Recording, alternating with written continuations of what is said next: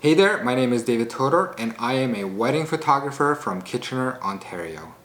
I absolutely love weddings. They are my passion, and one of the things that I really enjoy the most is talking with other wedding photographers about their experiences and their weddings and their clients and what makes them successful. As you know, there are a million wedding photographers out there, and I would say the business is fairly competitive. But this is why I love it so much, because it really forces you to come up with creative ideas so you can stand out from the competition. I really love talking about branding, marketing, and business strategy. So if you enjoy these things as well, I'm going to be putting up a ton of free content for you to learn. So make sure to subscribe to the channel. Today, I'm going to be covering 3 ideas that's going to help you stand out from the competition. I got my laptop over here in front of me just so I make sure I don't miss any points. So number 1 is know your audience. Every wedding photographer has a different audience, and I know when I started wedding photography, one of the things that I had to learn was, what is my audience? So your audience really comes from the type of person that you are and the things that you value and enjoy photographing the most. Let me talk a little bit about the audience just to give you some context. As a wedding photographer, you can photograph a younger couple, or you can photograph older couple. You can photograph elopements, you can photograph religious weddings, you can do large weddings, small weddings. You can focus on nationality or LGBTQ weddings. So there's quite a variety of couples out there. And I'm sorry to say this, but you can't get them all. You know, it's very important that you find the audience that you enjoy the most, and you will experience quite a little bit of variety, but at the end of the day, you're going to need to figure out what you personally love and what kind of couples you can connect to the most.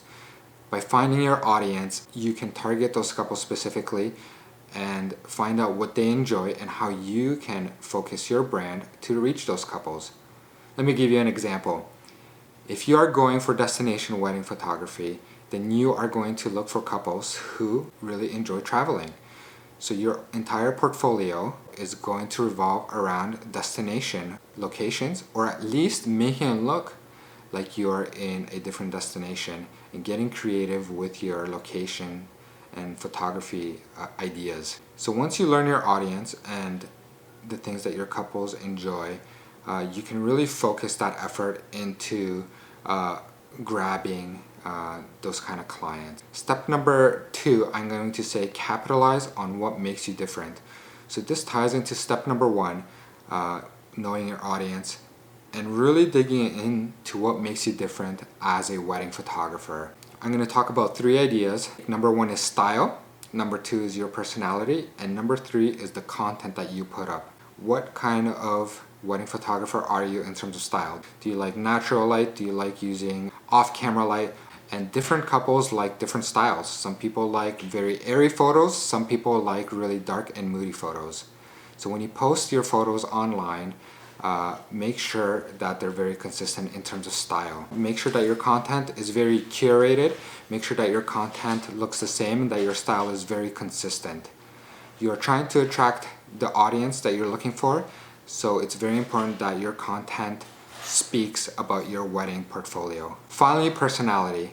Your personality is obviously very important. It what makes you unique and really bring out the part that's creative and that's different and that's expressive. This could be sharing activities that you enjoy doing on your Instagram stories, or maybe if you have like a certain way that you dress and just kind of standing out. I got these yellow retro glasses that I really enjoy. I'm more of a retro hipster outdoorsy photographer, so I kind of focus on looking the part and dressing the part, and that kind of attracts the clients that I want. Tip number 3 that you can stand out is by offering incredible service. Now I know this is easier said than done, but I'm going to give you a few ideas that you can focus on. Number 1 is be quick to respond to inquiries and any emails that your customers or potential customers send you. I remember when I got started with wedding photography, I had a full-time job, so I had to make sure that between my breaks at work, I was checking my email,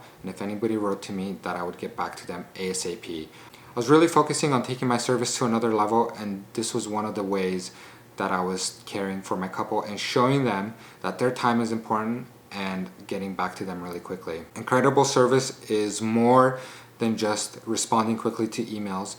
This also involves negotiation skills as well. This also involves boundary setting and kind of knowing yourself and your product and your couples and being really firm with what you offer as well in a very professional and respectful way. And finally, incredible service includes networking. If you are looking to build a network and getting recommendations locally, a great service not only caters to the couple, but it also caters to local vendors or vendors that you enjoy working with, helping them build up their business alongside yours. I hope you enjoyed these 3 tips on ways that you can stand out as a wedding photographer. If you have any more ideas or if you have any comments, please leave them in the section below and I will try to answer as many as I can. As I mentioned, I will be putting a lot more content regarding business, marketing, and branding for wedding photographers or videographers or creative businesses. So be sure to subscribe and I will see you in the next video. Love you guys. Thanks.